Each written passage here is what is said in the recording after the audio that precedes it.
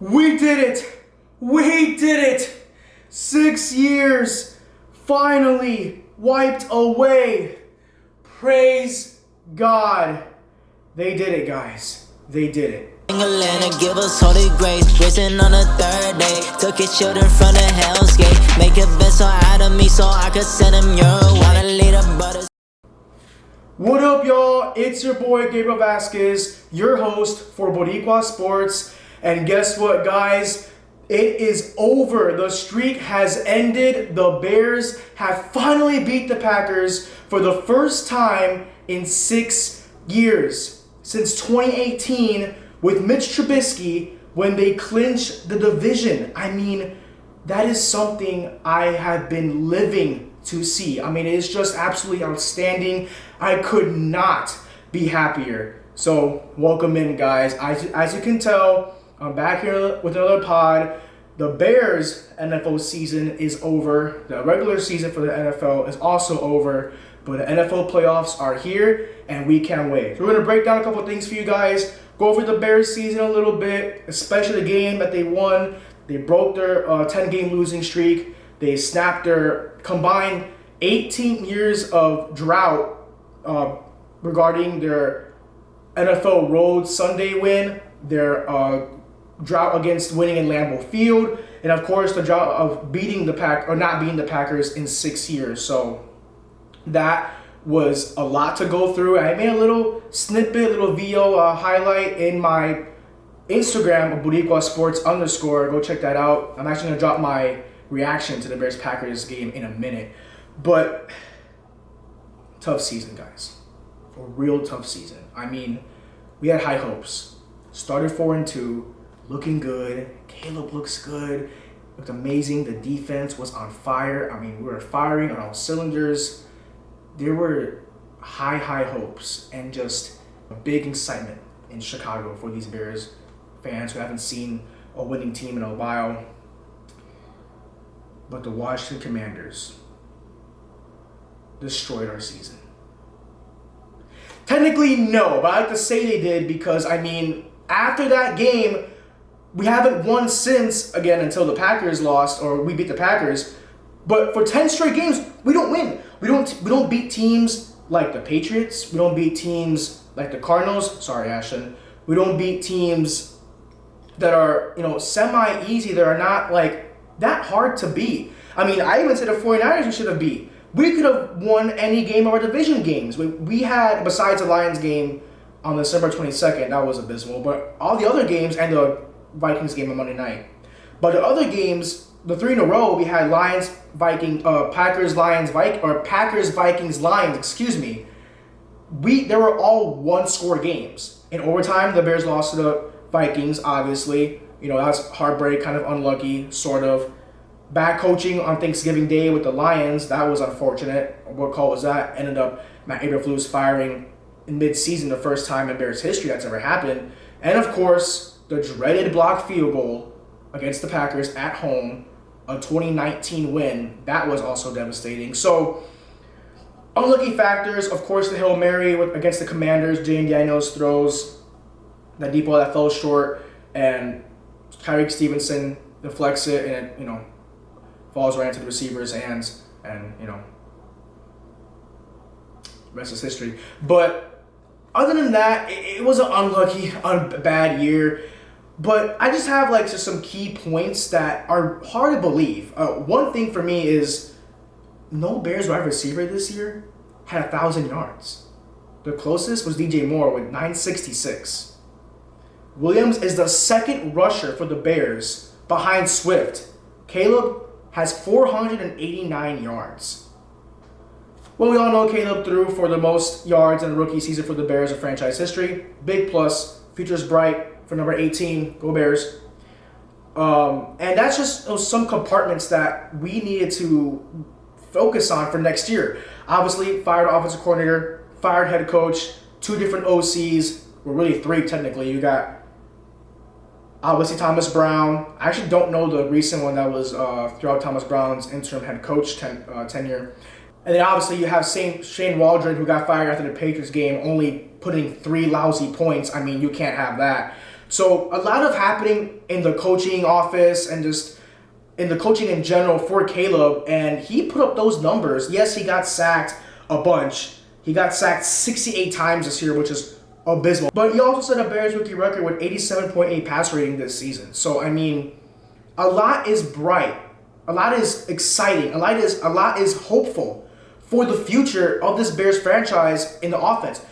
Just get the right offensive coordinator, the right head coach, and the right mindsets to coach this team properly to give us over that hump. And Thomas Brown, he did a decent job. I mean, yes, it took the last game of the year for him to get his first win as an interim head coach. I mean, against the Packers, I don't care. It made my freaking weekend. As we show the clip here, guys. Snap. Hold. He squeaked it. It's coming. It's coming. The Bears' losing streak comes to an end on the final of the regular season. Great moment with my dad. I mean, I couldn't complain. That's a top 2 moment of my life right there. For now. But I'm gonna stop the yapping real quick. All that to say, it was a really interesting year, and just the fact that there's a lot going on, a lot of unluckiness, a lot of bad coaching, a lot of just in general that just didn't go our way. And again, the coaching is gonna have to step up next season, and we'll see what happens with Caleb in his sophomore year. And the rest of the offense, they got to pick it up. O-line's got to get better, got to get more O-line, better coaching, and just really play better. And obviously our defense does the work. So we'll see what happens in the near future for Chicago. Going on with the NFL playoffs, the wild card predictions. Now I'm going to keep it brief and simple. I'm going to give it to you in order. So the AFC, we'll do the NFC first. AFC first. I have the Texans, Ravens, Bills. That's AFC. We'll go through how I think in just a minute. So the first game I have are the Chargers and the Texans. Now, one key point for the Chargers, they're on a 3-game winning streak right now as of the end of the season. They have 34 points in each game in that winning streak. And they're 11th in points per game. Now, Justin Herbert is good throwing the ball. We know that. With under pressure, Herbert has a 72.5 rate, 5 touchdowns.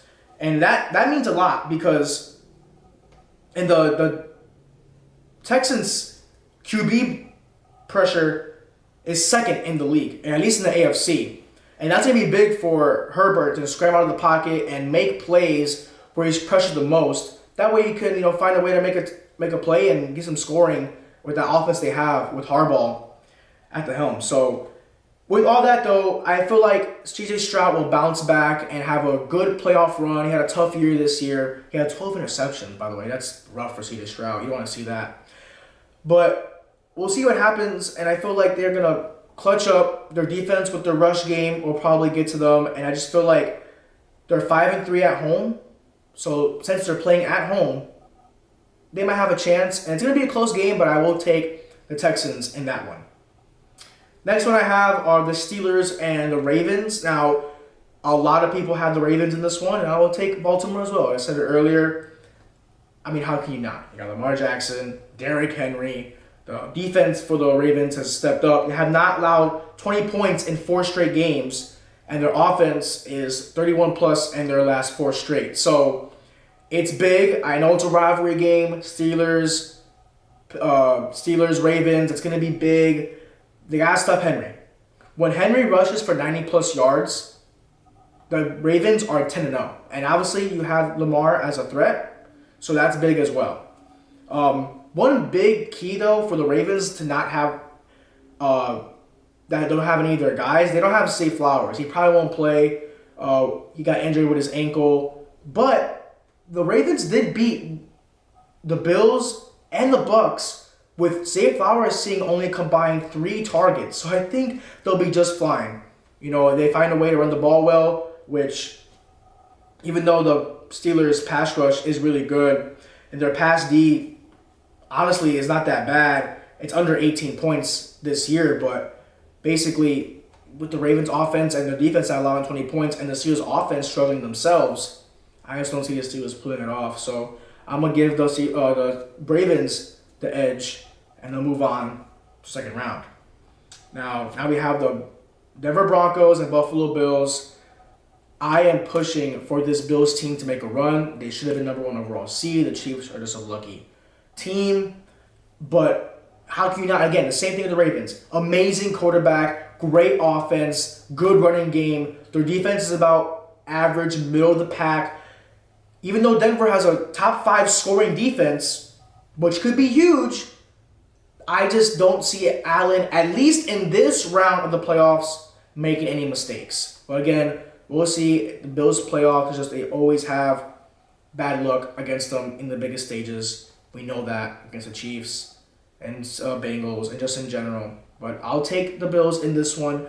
Defense wins games, so let's see how good the Broncos D will step up. Pause. Even though the pass rush is good, but Buffalo's has given up the fewest sacks all year with 14, and the Bills have scored 25 plus in 6 straight. So that offense will be rolling. Give me the Bills in that one. Green Bay, Philly. Don't need to talk anymore too much. Philly, fly Eagles fly, go Birds in this one. Don't go for the Packers ever. I would never root for that team. I don't care. Eagles are 10-0 in their last full 10 games with Hurts. They're about 7th with points per game at around 27.5. But they don't throw the ball. They're dead last in pass attempts. Why? Saquon Barkley. Over 200 yards rushing this year, having arguably an MVP caliber year. I mean, not arguably, he is having an MVP caliber year. He's arguably one of the MVP to be named, but we'll see. Give me Josh Allen on that one, just saying. Hurts has 6 touchdowns, no interceptions in his last 4 games. He's taken 7 sacks in his last 2 full games. Kind of a lot, but I don't think that Packers pass rush will get there. I mean, they are 8th, tied for 8th in the league with sacks. But with all the injuries Green Bay has, I just don't see them pulling it out. And they lost to my team, obviously, so the momentum is not on their side. No Christian Watson. Lowe is a little banged up, but he should be good to go. Hurts is good to go as well. They just cleared him today to play a concussion protocol. So I think it won't be a close game, but I can see the Packers putting up a slight fight. But again, we shall see what happens. But give me the Eagles. Go Birds on that one. We got 2 more left, Washington and Tampa Bay. I am going to go with Tampa Bay on this one. They're at home. They got Mike Evans. I'm a big fan of Baker Mayfield. Their offense is really good. They've won 6 of the last 7. 24-plus points in their last 7 games. And Baker Mayfield, 41 touchdowns on the year. That's pretty good. Just saying, in my opinion. Around Burrow's, where I think Burrow had the same amount, about 40 touchdowns this year. And their defense has put up under 20 points. That's impressive. And it's going to be tough against this high-powered Washington offense. They're 5th in the league with points per game at about almost 30 points. And 2+ touchdowns in the last full 5 games for Mr. Daniels. Lucky Hail Mary throw. But anyway. Their defense about a little below average, 18th in the league. Daniels has taken 4+ sacks in his last 3 out of 4 games. So that's not good. And the pass rush for the Bucks is 25th. So, the pass defense. But they're top 10 in sacks. So that's big. And if Jane Daniels is taking all those sacks, that will be big. And if Baker Mayfield's offense could show up and Mike Evans in the GOAT conversation now with 11 straight seasons with over 1,000 yards, give me the Bucks in this one. And they're home. I know it's going to be a close game. That might be one of the best. I would say the next best one will probably be, to be honest, Buffalo and Denver with the offense-defense combination there. And their last game, it got moved to Arizona with all the wildfires in LA. Pray for those victims there. We are thoughts and prayers, and pray for the families. I'm sure there's somewhere you guys can donate to LA. I don't have a link. I'll probably find it for you guys, but prayers and thoughts for victims in LA during the fires. With that, I've been thinking about this game for a while. The Rams had the lowest scoring offense, under 20 points in weeks 15 through 17. But good thing for Matthew Stafford, though, he's taken no sacks in his last 4 games, which is good. Their pass defense is 2nd, which is good, and they have 49 sacks on the year, tied for 4th with 113 QB hits. So with Matt Stafford not taking any sacks, and that big rush for the Vikings, I can see it being a close game. But give me the Rams slightly with this one. I know the Vikings have a high-powered offense, and they have a great defense. But Matthew Stafford is electric in the playoffs, and they're not too far from home. They're going to go to Arizona or the Cardinals Stadium, so we'll see where that happens. But give me the Rams on that one. That about wraps up our time today, guys. Thank y'all for tuning in. I'm Gabriel Vasquez, and we'll see you in the next one. Peace out, y'all. Third day, took his children from the Hell's Gate. Make a vessel out of me so I could send him your way. Wanna lead a brother.